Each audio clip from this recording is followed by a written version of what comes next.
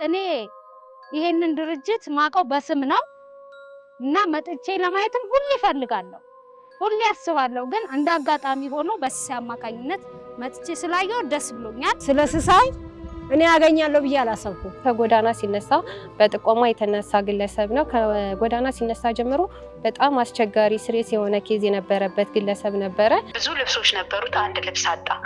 ብዙ የሚታከሙ ሰዎች በእጁ ነበሩ። ዛሬ ግን እሱ ታካሚ ሆነ።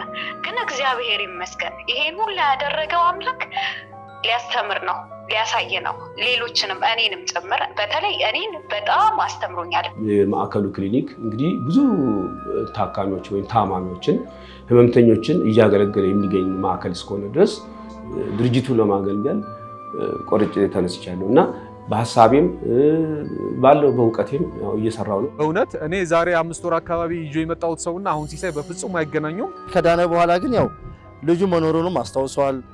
የት እንዳለችም እዚህ ድረስ አምጥቶ አሳይቶኛል። እኔ እንደውም በጣም ብዙ ጊዜ ተለያይተን እንደው ልጄንም ሳላይ በጣም ውስጥ ይሰራበሽ ረጅም ጊዜ ነው። አባቴን በጣም ስላገኘሁት በቃ እኔ ደስታዬን ለመግለጽ ራሱ እኔ አልችልም። በቃ ማለት አባቴ ማለት ከስንት ዓመት በቃ 9 ዓመት ነው ምናምን ነገር በኋላ ነው ያገኘሁት።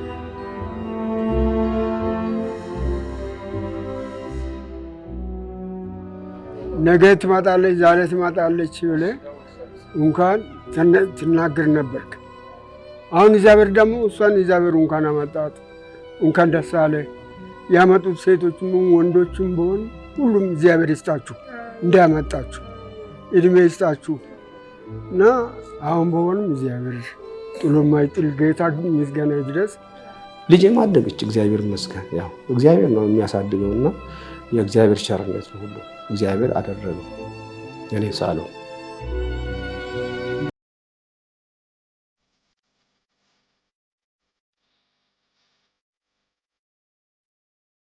ስሜ ሲሳይ ገበየሁ እባላለሁ።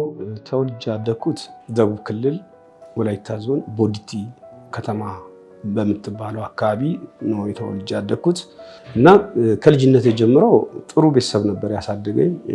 እኔ 50 አለቃ ነኝ። እንግዲህ 16 ዓመት አገልግዬ ውትድርና ህይወት ላይ በውትድርና ሙያም በሕክምና ሙያም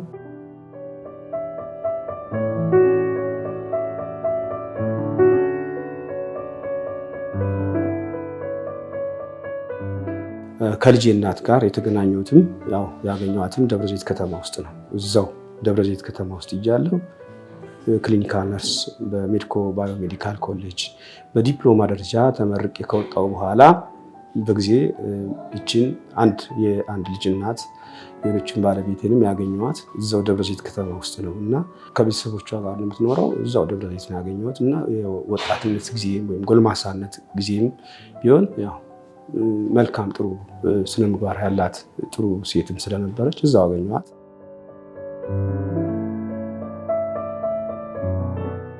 ምናልባትም እኔ እንደማስበው የቤተሰብን ጫና ሊኖር ይችላል።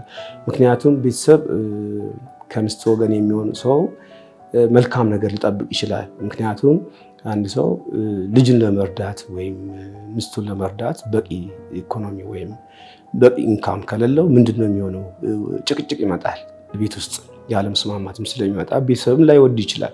ምክንያቱም የለውም እና ምንድን ነው ማድረግ የሚችለው? የቤት ኪራይ መክፈል የማይችል ከሆነ ይባላል ጭቅጭቅ ይነሳል። እና እንዲህ አይነት ነገሮች ሲከሰቱ እንደውም ድንገት ነው አጋጣሚ ልጄ ወደ 2 ዓመት ከ6 ወር አካባቢ ይሆናታል እንደተወለደች ወደዛ ገናማ አካባቢ ሲሆን 3 ዓመት አልሞላትም ገና ህፃን ሆና ነው እሷ ጥላ ሄደችው ቤት እኔ አልጠበቅኩም። ምክንያቱም ቤት አለች ብዬ ከስራ ስመጣ ጥላ ሄደች።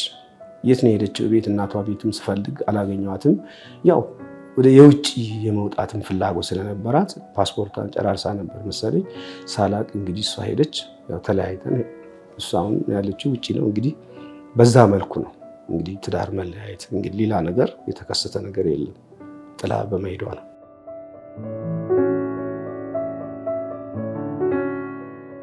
እኔ ደብረዘይት ውስጥ አልነበርኩም በወቅቱ።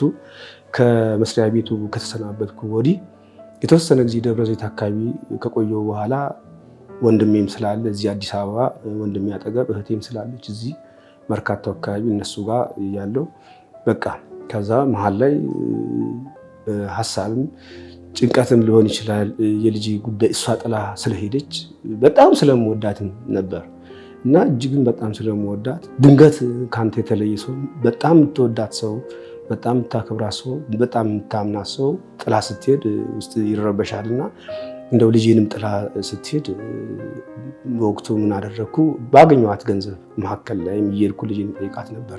ከዛ በኋላ ደግሞ አእምሮ የታወከና በመላለሱን ረሳኋትና በጣም ግን ድንገት ትዝ ትለኛለች። ሄዳለሁ ሄጄ አንድ ደቂቃ እንደው የተወሰነ ጊዜም ሰዓታትም አልቆይም። ቶሎ ብዬ ደግሞ አዲስ አበባ እመጣለሁ። በቃ ይሄን ይመስላል እና ከባድ ነበረ በወቅቱ የአእምሮ ህመም ስለነበረ በጣም ብዙዎቹ ከባድ ህይወትም ስለነበረ ፈተናም ነበር እና መንስኤው የሚለውን ነው እንግዲህ ትዳር ውስጥ ያለው ጭቅጭቅ ወይም ትዳር ውስጥ ያለመግባባት ብቻም ሳይሆን ጥሎ መሄድ አስቸጋሪ ነው። አሁን እሷ ውጭ ናት።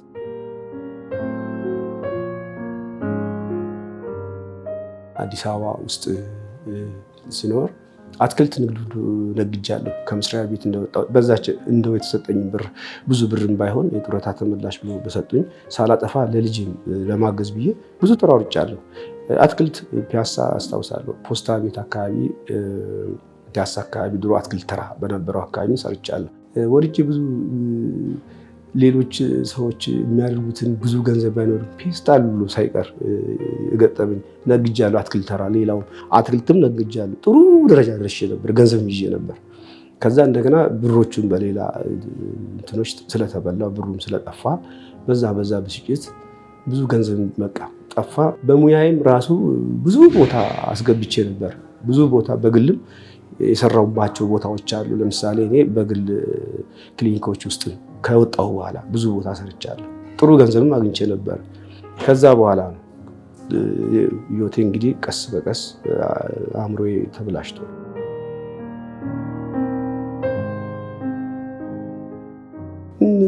ደስ የሚል ስሜት እኮ የለውም። ጎዳና ህይወት ምን ማንም የሚያስደስት ነገር አይደለም። አይተህ የማታውቀው ነገር ነው በህይወት ውስጥ የሚሆነው እና ጥሩ ያልሆነ ነገር ነው። ሴቶች ላይም ብዙ ጥቃት ይደርሳል። ጎዳና ላይ ተኝቶ ብዙ እናቶችም ሴቶችም ሌሎችንም ህፃናት ላይም እንግልት ይደርስባቸዋል እና እዛው በሚያድሩበት አካባቢ እንደውም የሞቱም አሉ። ምክንያቱም አላስፈላጊ ጾታዊ ትንኮሳ ደርሶባቸው የሞቱም አሉ። የጎዳና ህይወት ላይ አሳዛኝ ነው፣ እጅግ የሚያሳዝን እና በጣም ከባድ ነው። ምክንያቱም አንተ ጎዳና ላይ የማታውቀው ህይወት ነው። ምክንያቱም ጥሩ ቤተሰብ ውስጥ ኖረ ወይም ጥሩ ነገር ውስጥ አሳልፈ በማታውቀው መንገድ ላይ እንደዛ አይነት ህይወት ውስጥ ስትወጣ መልካም ነገርን አታጭድም፣ መልካም ነገርን አታገኝም እና መጥፎ ነገር ነው የሚገጥምህ እና ያንን ስታይ ውስጥ እጅግ በጣም ይረበሻል።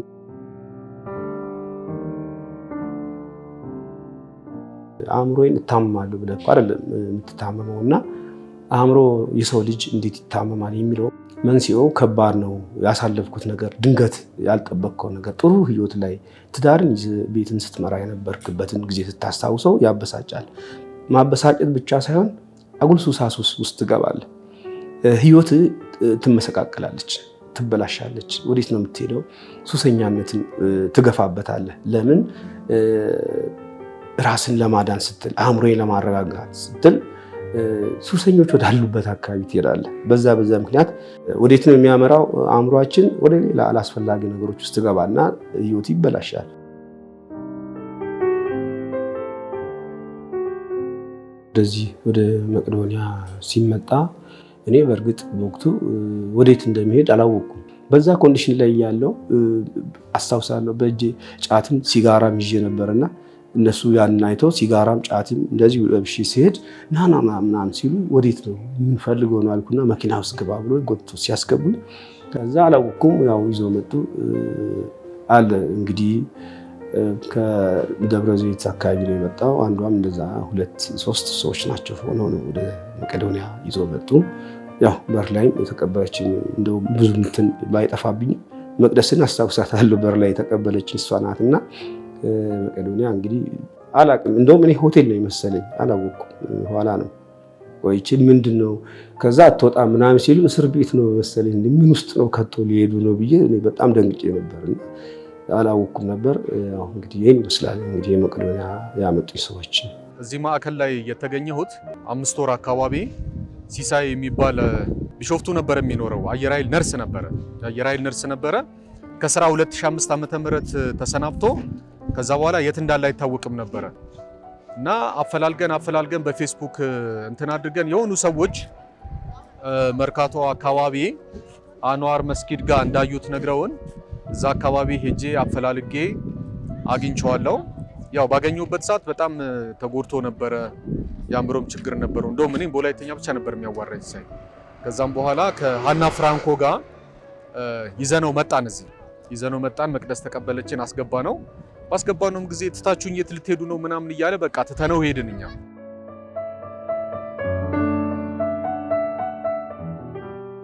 መጀመሪያ በጣም አእምሮዬ ከባድ ራስ ምታት ጀመረና እንቅልፍ ማጣትም ጭንቀቱም ይሆናል ምናምን የሷ ማጣት እጅግ በቃ ባለቤቴ ጦትና ልጄን በጣም ስለምወዳት ከማሳደጉ ጋር አብሮ ያለ መኖርም ከበድ ያለ ነገር ስለሆነ ነው እና ያ ነው ህይወቴ እንዲበለሻሽ ያደረገውና ሲመጣ የተለያየ ነገር ሆነ። ምክንያቱም የአእምሮ ህመም ስትመጣ ጥሩ ሁኔታ ላይ ከሌለ ግቢው ጥሩ ሆኖ ግቢው በጎነት ሆኖ ለሁሉም የሚያደርገው ነገር ሁሉንም ስትመለከት መጀመሪያ ከደረገጥክበት ሐሳብ ወይም ሰመመን ውስጥ እየተስተካከልክ ስትሄድ ትረዳዋልና ጥሩ ድጋፍ እንግዲህ ያደረገ ግቢ ስለሆነ በቃ እጅግ የማመሰግነው ነገር ነው። ሲሳይ ገበየው እንግዲህ ከመጀመሪያም ከጎዳና ሲነሳ በጥቆማ የተነሳ ግለሰብ ነው። ከጎዳና ሲነሳ ጀምሮ በጣም አስቸጋሪ ስሬስ የሆነ ኬዝ የነበረበት ግለሰብ ነበረ። በሰዎች እርዳታና ተሰባስቦ እንዲነሳ ከተደረገ በኋላ ከባድ የሆነ የአእምሮ እክል ያለበት ግለሰብ ስለሆነ በሰዎች እርዳታ አማካኝነት ወደ ድርጅቱ እንዲመጣ ተደረገ። እንግዲህ ወደ ድርጅቱ እንዲመጣ ከተደረገ በኋላ ሲሳይ በትክክለኛው ንጽህና እንዲጠብቅ ካደረግን በኋላ ቀጥታ ወደ ሕክምና ማዕከላችን አስገባ ነው። ሕክምናውን በማግኘት ላይ ያለ የሳይካትሪ ባለሙያዎች ማየት ስለነበረባቸው ያለበትን ተጓዳኝ ነገር ካጠኑ በኋላ ወደ አእምሮ ህሙማን ክፍል ነበር በሰዓቱ መግባት የነበረበት። ወደዛ ክፍል እንዲገባ ከተደረገ በኋላ እዛ ያሉ አረጋውያኖች ደግሞ እነሱን የሚመለከት የሙያ ድጋፍ ሰጪዎች አሉ። ከነሱ ጋር በመነጋገር ወዲያውኑ መድኃኒት እንዲጀመርለት ተደርጓል። መድኃኒት ከተጀመረለት በኋላ እኛም በየሰዓቱ እየሄድን ቼክ እናደርገው ነበር።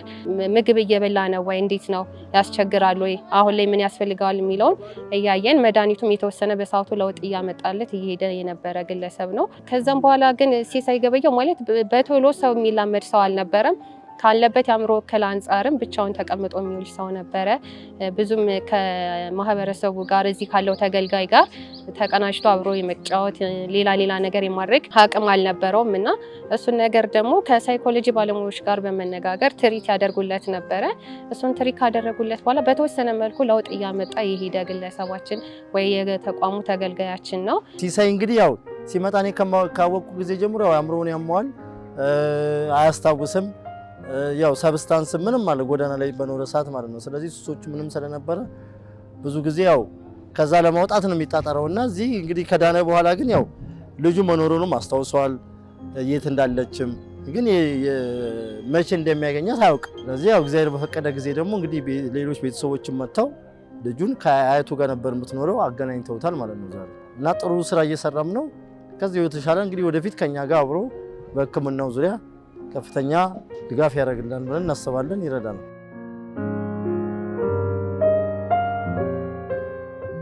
በወቅቱ ወዲያው መድኃኒቱ ጀመርኩኝ። መድኃኒቱን ሲወስድ የመስተካከል የጠፋው እንቅልፍ እየተስተካከለ ሲመጣ ከዛ ሰመመን ውስጥ ከመጥፎ እንትን ውስጥ እየወጣ ትሄዳለ። ያው ጥሩ መሻሻል እንደውም እንደነገሩኝ ከሆነ በሶስተኛው ሳምንት ወይም በሁለተኛው ሳምንት አካባቢ ነው ወዲያው ለውጥ እንደሌሎቹ ሳይሆን መጫው መለፍለፉ ምናምኑ እየጠፋ ሄደና ሌሎቹም እዚህ ግቢ ያሉ ሲናገሩ ያንኑ ነው ያንተ እኮ በጣም ከባድ ነበር እንዴት ዳንክ ይሉን ነበርና ያው መድኃኒቱን ትወስዳለህ የነበረው ነገር እየተስተካከለ ይመጣልና ልጄንም ደግሞ ካየኋት በኋላ መረጋጋት መጣ።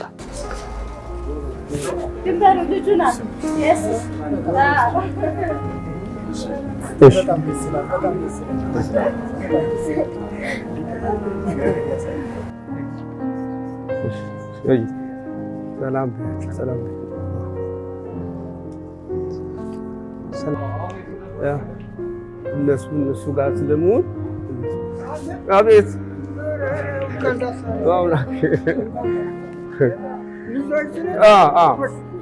ሰላም እንታዩ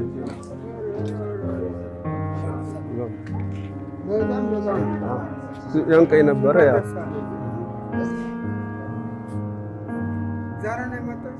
እስከ ዘላለም እንጀራ ይስጥሽ፣ ያሰብሽ ይሙላ ልጄ። እግዚአብሔር አሁንም በሆንም እንጀራ ይስጥሽ። እኛን እንደጎበኛችሁ እኛን መታችሁ ስለጠየቃችሁን እድሜ በጤና ይስጣችሁ፣ ወርግ ማረግ ያድርሳችሁ፣ አገር ተረካቢ ያርጋችሁ፣ እናት አባት ጧሪ ያርጋችሁ። እኔ ባጎደልኩበት ቸሩ መድኃኔዓለም በራችን ላይ ያለ ይሙላበት። ሁላችሁም እግዚአብሔር ለቁም ነገር ያውቃችሁ። ወደጊልን ሚጣዬ እግዚአብሔር ይስጥልን፣ እድሜ ይስጥልን፣ አገራችንን ሰላም ያርግልን።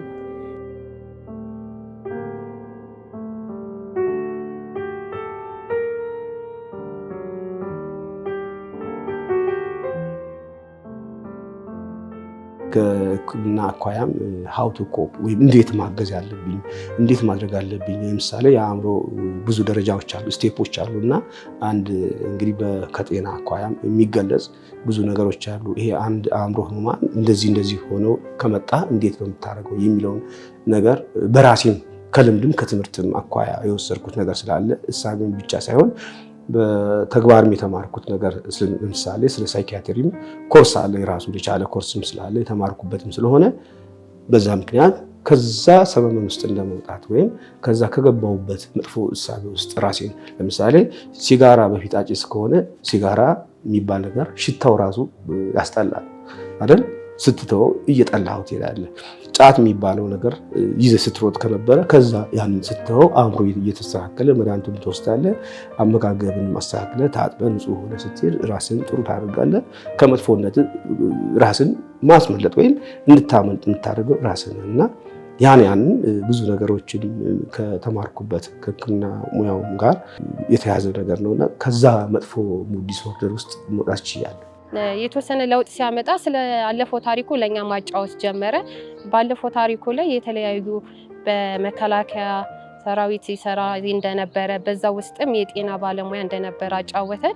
እሱን ካጫወተን በኋላ ደግሞ እኛም በበጎ ፈቃደኝነት ትንሽ በጤና ማዕከል ላይ እየገባ ምን ይሰራ እንደነበር ምን እንደሚሰራ ድርጅቱ ላይ እንዲያይ ፈቀድንለት። ወደ ራሱ በመመለስ ላይ የመጣ ያለ እንደገና ሙያው ውስጥ እንደገና ማስተካከል ያለፈውን ነገር መስራት እንደሚችል አጫወተን።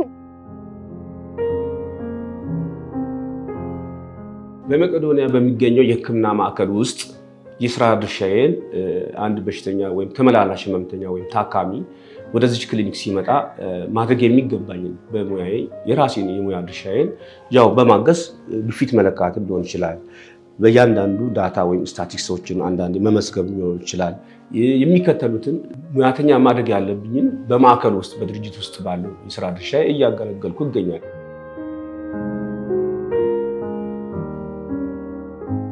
ያው መቄዶንያ የገባ ሰው እኔ በተደጋጋሚ መጥቼ እዚህ ሰው ስላስገባውኝ አውቃለሁ። ስለ መቄዶንያ ዋና ቤተሰብ ውስጥ እንደገባ ነው የሚታሰበው። ከዛ በኋላ ግን ሲሳይ ከነበረበት ነገር ድኖ ራሱን አውቆ ስለ ቤተሰቡ ጉዳይ ተናግሮ እዚህ ላሉ ሰዎች ልጅ እንዳለችው ሁሉ ተናግሮ ከዛም በኋላ እዚህ ያሉ ሰዎች ደግሞ በጥሩ ጤንነት ላይ መኖሩን ነግረውን አሁን የው ልጁን መተን አገናኘ ነው። በእውነት እኔ ዛሬ 5 ወር አካባቢ ይዞ የመጣሁት ሰውና አሁን ሲሳይ በፍጹም አይገናኙም። ይሄን ሁሉ የድርጅታችንን አገልግሎት ካገኘ በኋላ ወደ ጤናው ከተመለሰ በኋላ በፊት ይሰራው ስለነበረው ስራ እንደገና በአዲስ ስራውን ከጀመረ በኋላም እንግዲህ በጣም ከማስታወሱ የተነሳ ደግሞ ቤተሰቦቹን እንደገና የምናቋቁምበት ሁኔታ ስለተፈጠረ ቤተሰቦቹን በስልክ አፈላልገን ካገኘናቸው በኋላ ወደ ድርጅቱ መጥቶ እንዲገናኝ አድርገናል። ይሄ ደግሞ ለድርጅታችንም እኛም እንደሙያ ዘርፋችንም በጣም የተደሰትንበት ሁኔታ ነው። ሄሎ መስኪን ሰላም ነሽ? እንኳን ለዛ በቃ ሲሳይ የልጅ አባት እንኳን ነው እንዴ? የት ሆነሽ ነው እንዴ? ሄሎ እኔ ኢስታንቡል ነው ያለው። ኢስታንቡል ነኝ። ኢስታንቡል ነው ያለው። ቱርክ ሀገር? አዎ። እኔ እኮ አረብ ሀገር እኮ ነው መሰለኝ። ቱርክ ሀገር ነው። ገና አንድ አመት ነው ከመጣሁኝ። በፊትማ እዛ ነበርኩ፣ ዱባይ ነበርኩኝ። አሁን ወደ ቱርክ ሄደሽ ነው? አዎ ባለፈው አመት ጥቅምት ወር ላይ ወደዚህ ሙቭ አደረኩኝ። እሺ እና ደህና ነኝ። ደህና ነኝ እኔ ሰላም ነኝ። ኧረ ሃሌሉያ አጠገቤ እኮ ነው። ማማ ሃሌሉያ ናት። እንዴት አየሃት? ትልቅ ሆናለች እንዴ አደገች እኮ አንተ ሰማ ምን ለሳለኝ እንጂ በጣም ትልቅ ሆና እንዴ ሌላ እኮ ተቀየረችብኝ። እኔ ራሴ ከዱባይ ስገባ በጣም ነው ማመን ያቃተኝ። በጣም ነው የደነገጥኩት። አጠገቤ እኮ ናት። ሃሌሉያ አጠገቤ ናት። እሷን ሁሌ ነው የማወራት። እሺ ሰላም ነሽ አንቺ? እኔ ደህና ነኝ። አንተ እንዴት ነህ? ስራስ እንዴት ነው? ቆንጆ ነው እግዚአብሔር ይመስገን። እኔ ጋር በቃ አይዞህ እሺ። እኔ ሁሌም ከደምስ ጋር እናወራለን። የሚያስፈልግህ ነገር ሁሉ ነገር በሚያስፈልግህ ነገር በሙሉ እሺ ካጠገብህ ነኝ። እሺ እሺ መስኪን እሺ እና ጠንካራ ሁን። እሺ ጠንካራ ሁን። እንዴት ነሽ? ሰላም ነሽ ወይ? ደህና እግዚአብሔር ይመስገን። መቅደስ እባላለሁ። መቄዶንያ የምሰራ ባለሙያ ነኝ። ኦኬ። መስከረም እባላለሁ። የሲሳይ ባለቤት እንደሆነች ነግረውኛል። አዎ የሲሳይ ባለቤት ነው ያለያናት። ደስ ይላል በጣም። ያው ሲሳይ እኛ ጋር ነው ያለው። አሁን ጥሩ ጤንነት ላይ ነው ያለው። ሲመጣ አጋጣሚ ነው የነበርኩኝ የተቀበልኩት እና እዚህ ከመጣ በኋላ ያው ሕክምና ምናምን ተደረገለት። አሁን ላይ በቃ ደህና ነው። እንደውም በሙያው እያገዘን ነው ያለው እኛን ግቢ ውስጥ። እኔ ማመን ያቃተኝ ይሄንን በእውነት በጣም ለማመን ይከብዳል። በጣም ማለት በሚደንቅ ፍጥነት ውስጥ ነው የጤና ለውጥ ያሳየው። ሁሉን ያደረገው እግዚአብሔር ነው። እርግጥ ግን ደግሞ በጣም እንትን አለ ማለት እኔ ሲነግሩኝ እየቀለዳችሁ ነው ምናምን ያልኩት። ምክንያቱም ከመጀመሪያ ጀምሮ የነበረውን በፎቶ ምናምን በቪዲዮ አይ ነበርና አይቼ ነበረና በጣም በቃ ጊዜው ፈጠነ፣ የመዳን እድሉ ሰፊ ሆነ። እግዚአብሔር ይመስገን ያልኩት። በጣም እንግዲህ እግዚአብሔርም ስላገዘው በአጭር ጊዜ ውስጥ ነው ለውጥ ያመጣው ምናምን የሚገርምሽ። እና አሁን በቃ በጣም አክቲቭ ነው። ወይኔ በጣም ነው የማመሰግነው። በጣም እግዚአብሔር ያክብርልኝ፣ እግዚአብሔር ይስጥልኝ። በእውነት ክፉ ነገር አያችሁ። እኔ እንጃ ቃላት ያጥረኛል። መጀመሪያ ቀን እኔ ፎቶ ተልኮልኝ ሳየው መጀመሪያ እናንተ ጋር ሲመጣ በቃ ራሴን ስቴን ይወዳኩት ማለት በጣም ተጎሳቁሏል። ብዙ ነገር ያው እንዳየሽው ሁኔታ ውስጥ ነበርና በጣም ነው የደረኩት። ከምሽ በላይ ሲመጣ ትንሽ ተጎድቶ ነበረ። በጣም ነው የተጎዳው። የሰው ልጅ አለው ብሎ መናገር ይከብዳል። ማለት አለውኝ ብለሽ ያሁኗን መናገር ትችላለሽ፣ ግን ማለት ይከብዳል። የሰው ልጅ ከንቱ ነው፣ በቃ ከንቱ ነው። እውቀትም ገንዘብም ጤናም የሚያስመካ ነገር አይደለም። ልክ ነሽ። መድኃኔዓለምን ነው የምልሽ። ለእኔ ሁሉ ነገር ባዶ ሆኖ ነው የታየኝ። ግን አንዳንዴ ደግሞ ለሰዎች ሲሳይ አሁን የሚያስፈልገው ምን እንደሆነ ስረዳ አለውልህ አይዞህ የሚለው ሰው ማግኘት ሰው ካለው ለካስ ሰው ተስፋ አለው፣ ባዶነት አይሰማው። ሲሳይ ያ ነገር ነው። ሁሉ ነገር ኖሮት እንደሌለው ሆኖ ባዶ ሆኖ ዛሬ ብዙ ጫማዎች ነበሩት፣ አንድ ጫማ እንኳን አጣ። ብዙ ልብሶች ነበሩት፣ አንድ ልብስ አጣ። ብዙ የሚታከሙ ሰዎች በእጁ ነበሩ። ዛሬ ግን እሱ ታካሚ ሆነ። ግን እግዚአብሔር ይመስገን ይሄን ሁሉ ያደረገው አምላክ ሊያስተምር ነው፣ ሊያሳይ ነው። ሌሎችንም እኔንም ጭምር በተለይ እኔን በጣም አስተምሮኛል። በጣም ማለት አለው ማለት ለካስ ከንቱ ነው የሚለውን ነገር አይቼበታለሁ። የሲሳይ ማለት ነው። ይሄን ሁላ ዘመን የሰው ልጅ ብርድ፣ ዝናብ፣ ረሃብ ተፈራርቆበት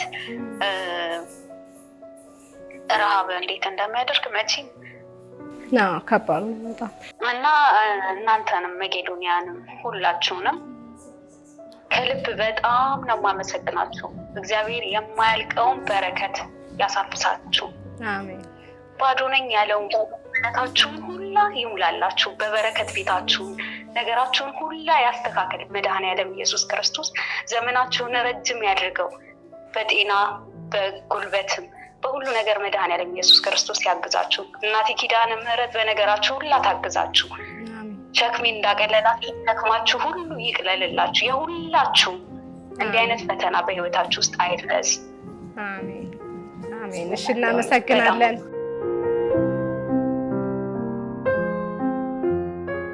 በመጨረሻም እንግዲህ እንደኛ ሙያ ዘርፍ ደግሞ መልእክት ማስተላለፍ የምፈልገው ነገር ማንኛችንም ቢሆን የነገ ህይወታችንን ስለማናቅ ወደ ድርጅቱ መተን ቢያንስ እንኳን ተገልጋዮቻችንን ቤተሰባዊ ፍቅር ሰተን ጎብኝተን አይዟችሁ አለውላችሁ ብላችሁን እንድትለዩን ማንኛውም ሰው እየመጣ እንዲጎበኘን እንፈልጋለን። እኔ ይሄንን ድርጅት ማቀው በስም ነው እና መጥቼ ለማየትም ሁሌ እፈልጋለሁ፣ ሁሌ አስባለሁ። ግን እንደ አጋጣሚ ሆኖ በሲሳይ አማካኝነት መጥቼ ስላየው ደስ ብሎኛል።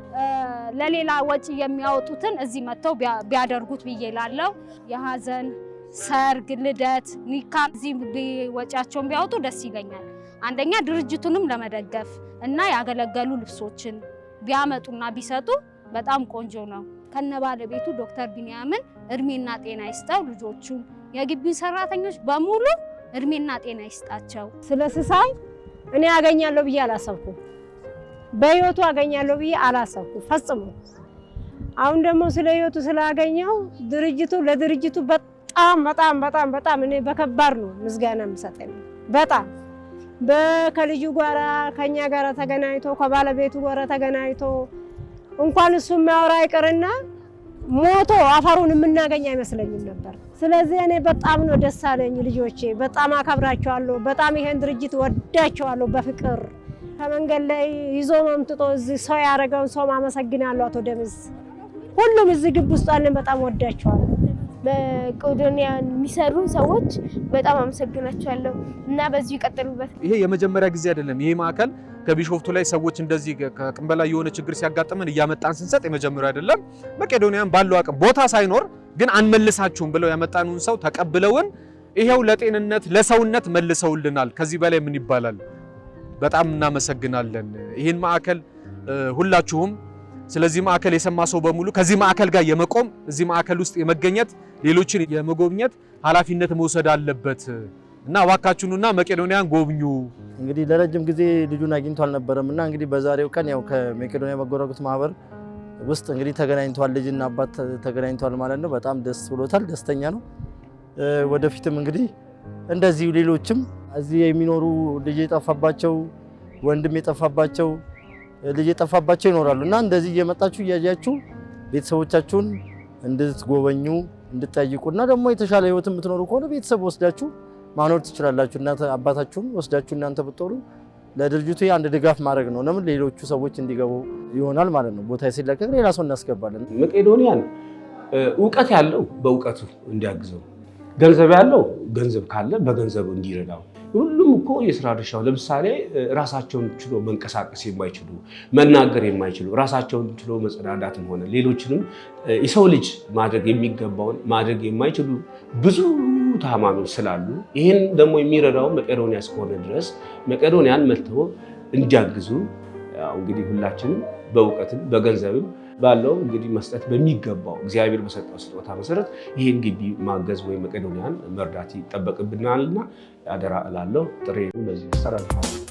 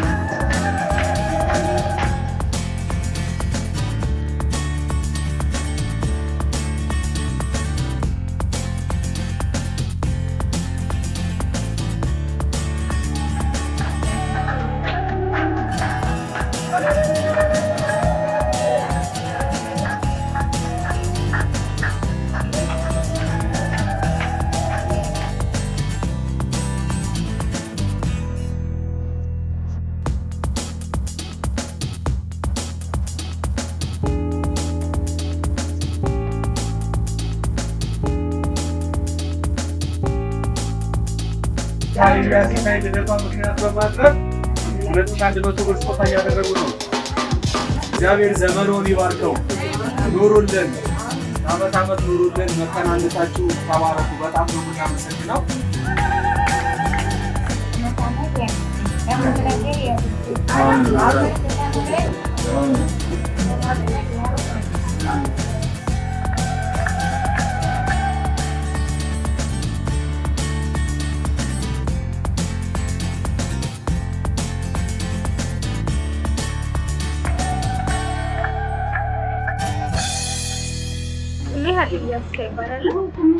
ልደቴ ቅርብ ምንም ልደትና ከእናትና ከአባቶች ጋር ያከበርኩት እና በጣም አመሰግናለሁ። እናቴ ጤና ይስጥሽ፣ ተባረኪ እና ለቁም ነገር ላበቃሽ እፈልጋለሁ እና ልትወርሽ እፈልጋለሁ። አባቴም እንደዛ እና ብዙ አመሰግናለሁ። በሁሉም የመቄዶንያ ቅርንጫፎች አዳራሽ ውስጥ ሰርግ፣ ልደት፣ መልስ፣ ክርስትና፣ ምርቃት፣ የሙት መታሰቢያና ሌሎች ዝግጅቶች በመቄዶንያ አዳራሽ ይደረጋሉ።